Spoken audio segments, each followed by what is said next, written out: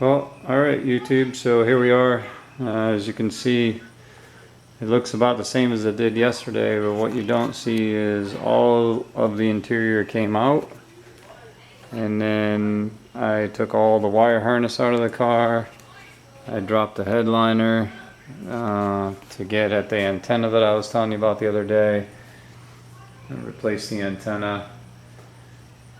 Everything's all set up. I mean, I had to really get in all the way up through the trunk. I had to take the tail light out because there's a connector right behind here for the tail lights. I do have a couple wires that I'm going to have to solder back together that were damaged in the accident from the other car. And then one thing I'm noticing is that there's a lot less wires on this V6 car. So I have a feeling that is because the SRT has backup sensors and the V6 didn't. Finished a bit more in the front. So I've got the overflow filler can on, all of the heater hose lines, all the lower radiator hose. Set up the two AC lines are ready. Once I get a radiator, the piles getting smaller for sure. Yeah,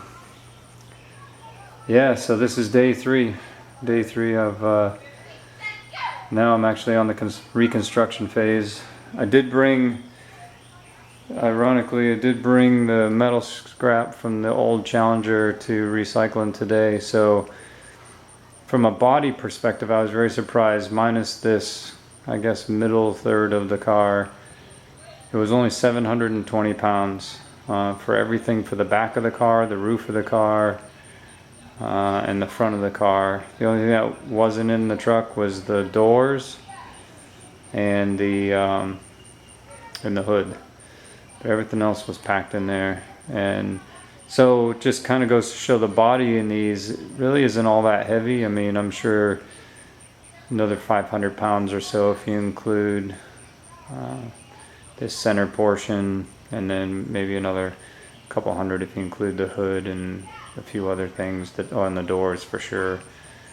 So, you know, maybe another 700 pounds between doors and hoods in the middle of this car. So maybe 2,000 total, a little shy of 2,000 total, but that's kind of interesting anyways. You know, we all say these cars are really heavy, and they are, but most of it is in the drivetrain, most of that weight. But yeah, I made a lot of progress today. Tomorrow I'm going to work on the dash. So because the dash, the airbag went off,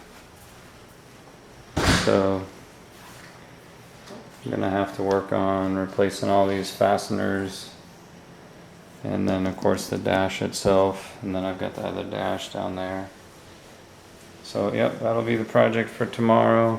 Just replacing the dash pad, and yeah, so I'll be working on that most of the day. You know, there's little screws everywhere to hold that thing on. But it's worth it to me to retain the SRT dash. Here's the factory amplifier. It's got the bigger radio. Yep. So, yeah, not a lot to report today. It was just a lot of stuff that you'll never see. But really happy with the progress for day 3. So now on to the reconstruction phase. Hopefully get the dash done tomorrow. And then I'd like to start it before I finish putting all the interior back together, just in case I missed a ground or something like that. But anyways, thank you as always for coming by and watching. Not really a super interesting project. It's just a lot of taking things apart and putting things back together. Not a lot of science in this one, but still good all the same. I'm really looking forward to driving it. I just gave up my 2019 wide body Scat Pack 6-speed car in the pursuit of getting a TRX. I thought that would make sense. But then here I'm just gonna build another one. So it'll all be good. Won't be a wide body, but it'll be good. So anyways, as always, thanks for coming by and watching. Hope you're getting something out of these videos, but pretty straightforward conversion, other than just the amount of work that has to go into changing everything from bumper to bumper. You're changing out every pretty much component of the car minus the body shell. All right, thanks. Take care. Bye.